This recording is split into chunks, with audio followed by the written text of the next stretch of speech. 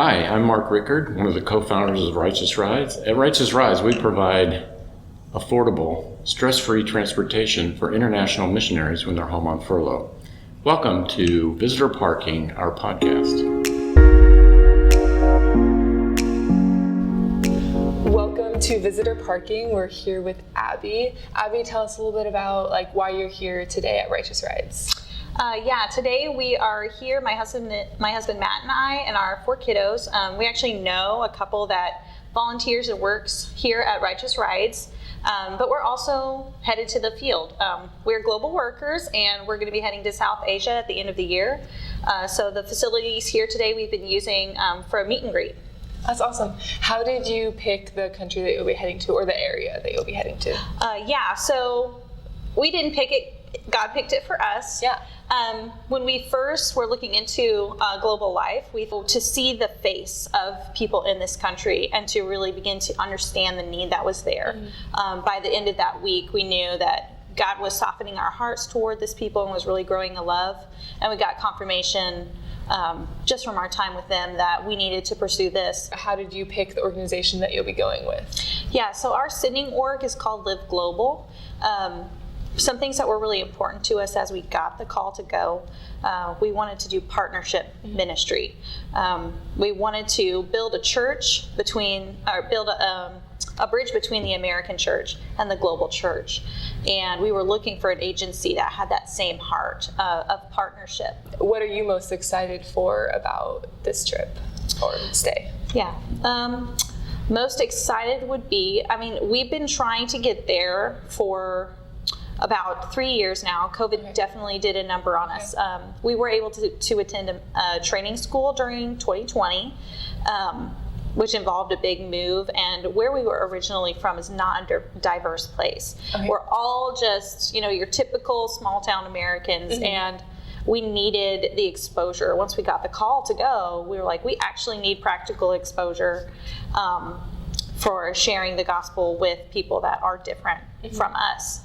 So I'm so excited to finally get where we've been trying to go. It was really exciting that even though you don't have a huge background in missions, you're able to go and do this. Mm-hmm. Is there anything that you're nervous about for your upcoming? Oh yeah. There's lots of things, just as there's tons of things that we're joyful over, excited about. There are hard aspects of it. Part of it is we have family here. We are blessed and super thankful that God's made a way for us to have family that is supportive on each front, both with my husband's family and with ours. So we are thankful to leave that behind. It is still difficult. Yeah. We also have 4 kiddos, and so as a parent, one of the first things that you begin to reckon once you get that call is, okay, this is not just my life. I am choosing to obey God. I'm following his leading, but my children are just coming along for the ride. Yeah. So again and again, I have to just ask God for the grace to deal with adjustments for myself, but also give me the grace to deal with adjustments that my kids are going to go through. Yeah. And remind myself that when he asked us to go, he knew that it was going to be part of our children's life also. And it's part of who he's designing them to be. So that is a big thing that I continue, like I said, to go back to and surrender to the Lord again, is just their future, the people that they're going to be, and wanting to be proactive to help them cope with change and actually thrive and not just survive in a new country. Yeah, being missionary kids out in the field will definitely be an experience that they'll never forget. Right. The opportunity that God's giving them and you're giving them. Mm-hmm. So we can be praying for your kids, and their adjustment. What else can we be praying for you guys as you go?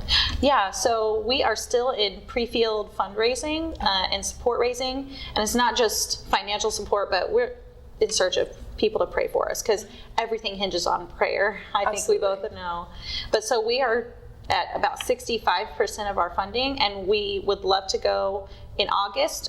We're going to a language school, and their semesters begin in August or January. So those 2 dates are kind of when we go. Those will be the times. But just prayer that God would move mountains and we would see quick work of the rest of our percentage, and that it would show up within the next month or so. He can do it. Thank you so much, Abbie, for coming on Visitor Parking and sitting down and talking with us. Yeah.